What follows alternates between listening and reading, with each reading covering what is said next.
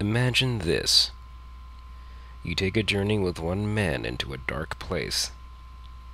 He meets what he thinks is a woman, who then takes him to the darkest place there is. He meets another woman who is worse for him than the first. Time passes for the man, and he meets more and more strangers that help to elicit massive changes in his life. By the end of the trip, the man doesn't recognize himself. He's met so many strangers, immersed himself in so many experiences, good and bad, that he is not the same person that he was when it all began. I've taken such a journey with such a man. The man is in my head. He's a character in my first fictional book. He has spoken to me of his travels. He has relayed to me his trials, his victories, and his losses. He and everyone else he's met along the way has had something to say about the world in which he is now immersed. His life has been forever changed, and I have had the pleasure of telling the story in a way that only I can. I finished telling the tale of the first part of his trek last night. The last chapter was written. I saw it, and it was good.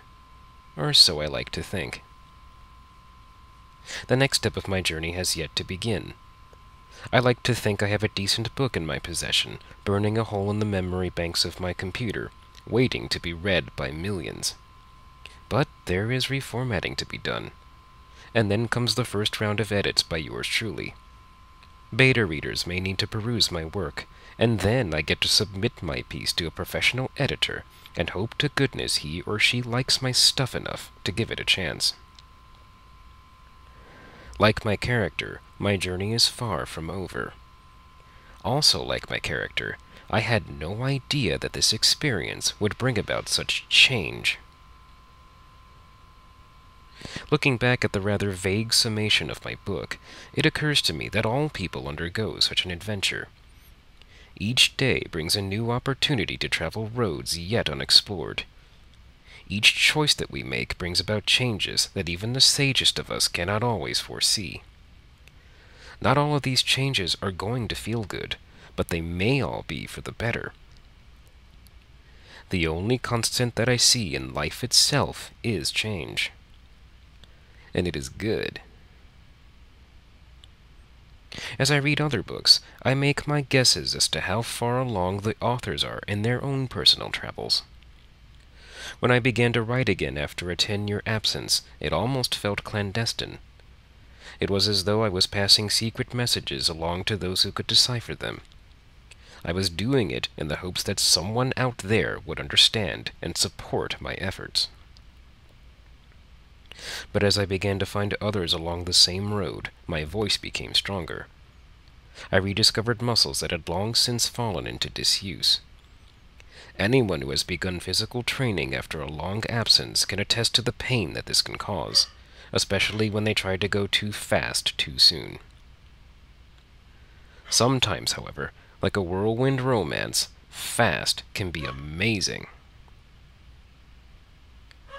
It will be less than a year since I grasped my muse by the hand, pulled her to me, and reclaimed her.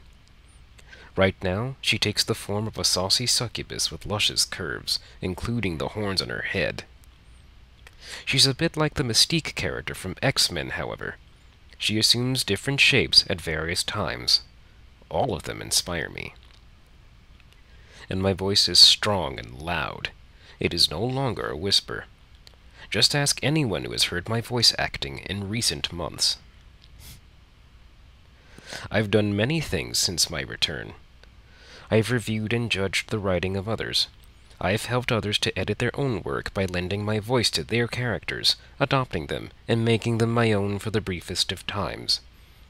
And I've written until my eyes crossed and my fingers cracked under the strain of repeated typing. I've also founded a blog that I love, undertaken social networking, and made some friends that I know will stay with me on this beautiful and harrowing journey. As of last night, I finished my first book, and I am proud as can be. I'm aware that my quest is far from over, and there are many forks in the road. I think I'll take a different path and explore short story writing again.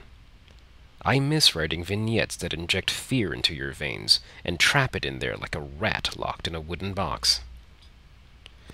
It's time to revisit Nox Arcana, turn off the lights, bolt the door, and scare myself to death. Wanna go for a ride?